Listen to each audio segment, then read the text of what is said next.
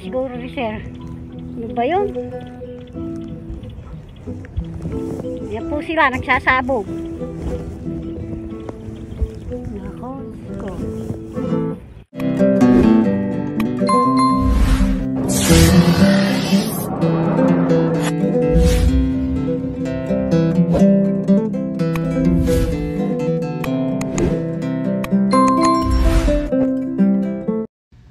Good morning, hello everyone, welcome to my vlog. Mga ka-BSK, mapagpalang araw po sa ating lahat. Ayan, dito po tayo sa Joy's Farm. At gagawa tayo maghapon na to. At yan, nagpipintura si Fernando dun sa ibabaw ng yero. Nagpipintura siya dun sa bagong kabit na yero. Pero lahat yan ay pipinturahan buo para iisa ang kulay. So yan, inuna nyo muna yung bagong kabit. Yung dating yero meron ng pintura yung dati at binaligtad lang, so kaya hindi lumitaw yung walang pintura. So kaya pipinturahan na lahat yan para isang kulay, para magandang tingnan sa malayo at sa malapit.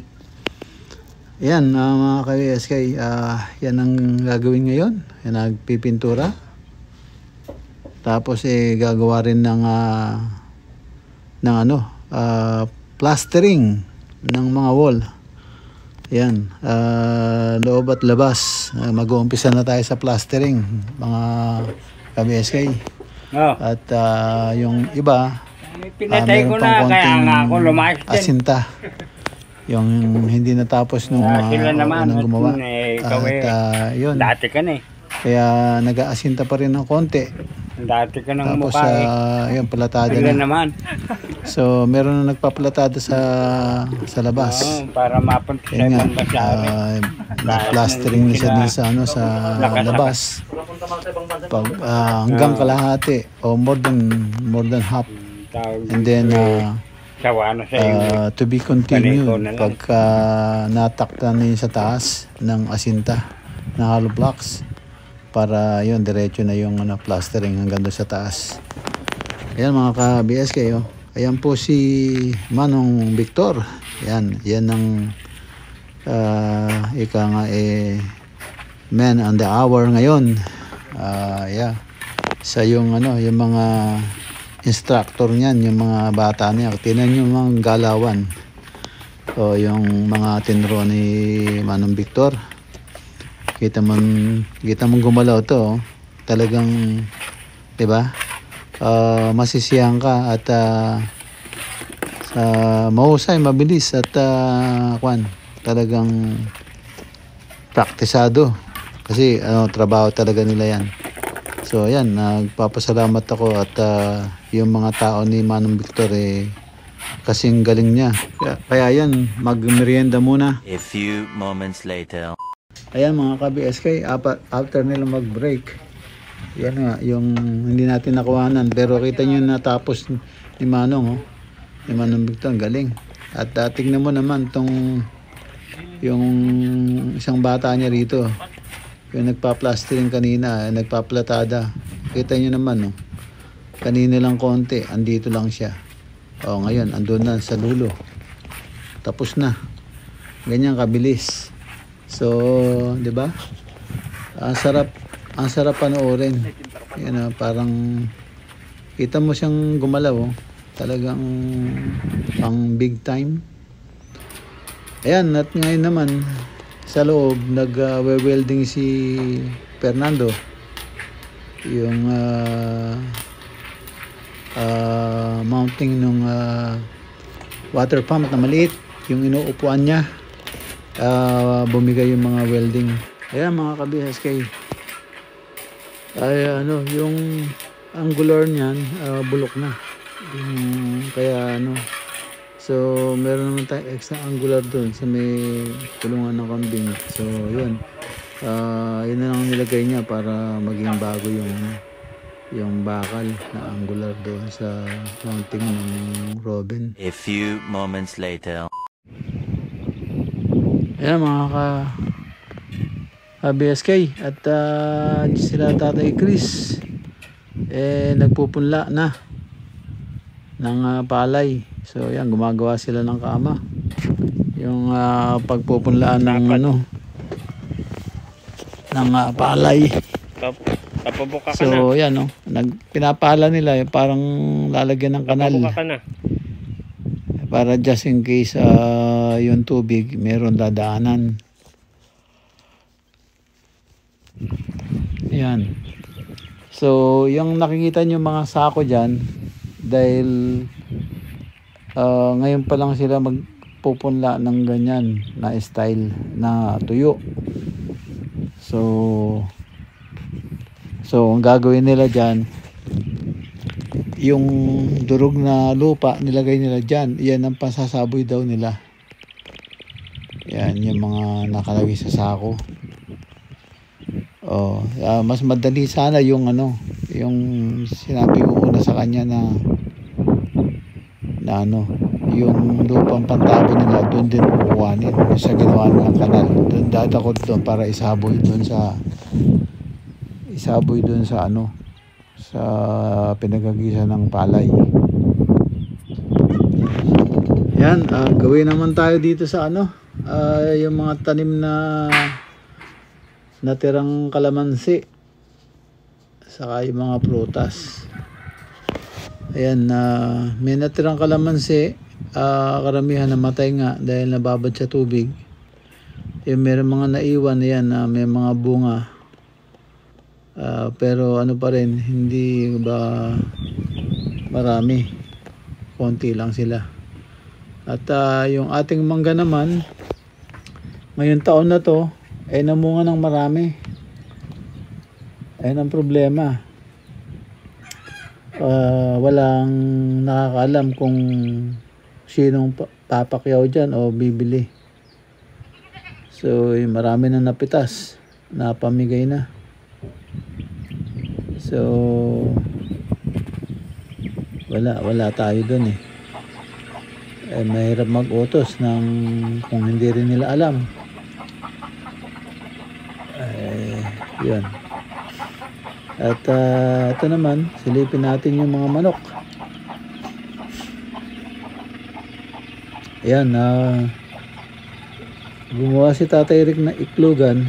Yun nga, yung pala na sinabi ko, kawayan lang pwede. So ayan, nakagawa siya ng mga box na iklugan. Iklugan naman ng mga manok. So ngayon,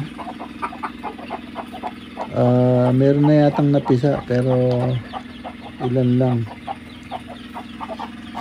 So ngayon, naghihintay tayo na mapipisayan. Pero maganda sana kung nakalip yan maglagay ng dalawang kawayan o dalawang buho ba kung meron. Hindi, kawayan mas maganda. Tapos doon itatali yung iklugan sa itaas nun, para yung mga manok sasampa doon. So mas mabilis silang maglimlim, mas mabilis silang mangiklog. Ayan, at dito naman tayo sa may kambing. Matagal-tagal na rin na hindi natin na-update itong kambing. So yan po yung mga kambing natin, nadagdagan ng 2 yung baby. Gawin naman tayo dito sa mayroong tanim na talong.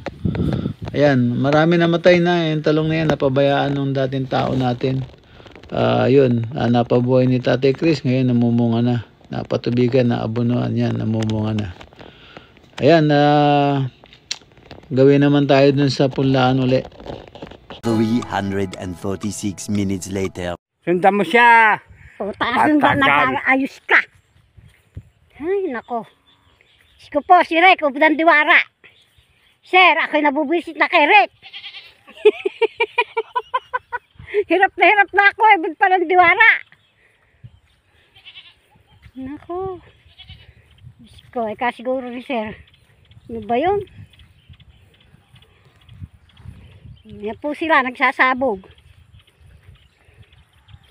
Nako, Isko. Ganyan palang magsabog dito, no? Siya nga ba pag nagtanim walang tubig? Ah, pwede kayo hirap itanim. Ano yan, babasain?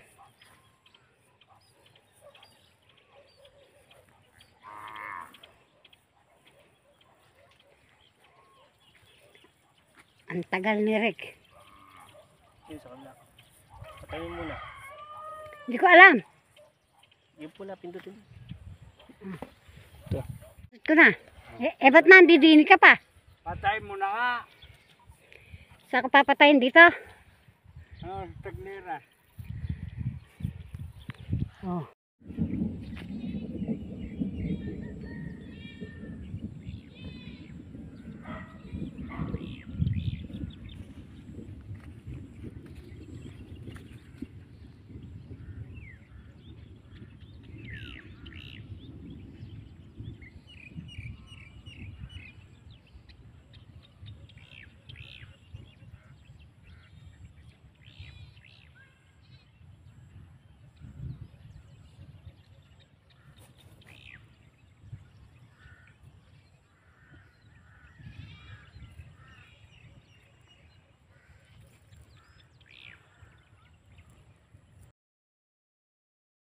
Sundan mo siya. Puta, nag-ayos ka. Ay, nako. Isko po, si Rek, Ubdan Diwara. Sir, ako'y nabubisit na kay Rek. Hirap na ako, ibig pa ng Diwara. Nako. Isko, siguro ni Sir. Ano ba yun? Yan po sila, nagsasabog. Nako, Isko. Ganyan palang magsabog dito, no?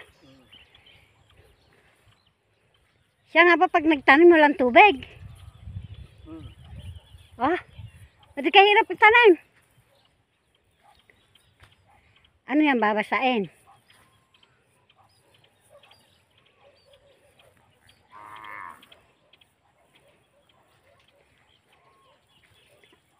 Ang tagal ni Rick.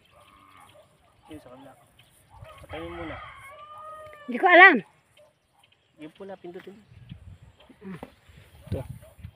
Ito na. Ba't nandidini ka pa? Patay mo na nga. Saan ko papatayin dito? Tagnira. Oh.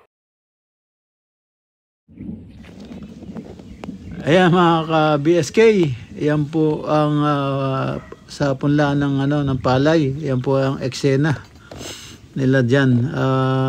Yan, nasasabog na po nila yung yung palay. Pagkatapos yung nasa sako pong yan po yung kukuha nila para isabog naman dun sa ibabaw para matakpan yung palay. Para yung mga ibon kahit hindi nila mapapansin, hindi dadapo yung mga ibon kasi nga lupa, natabunan ng lupa yung mga palay. Ayan, dito na lang po muna at kita tayo sa susunod na upload. Maraming salamat po sa lahat. Ingat po kayo dyan and God bless po. Bye-bye.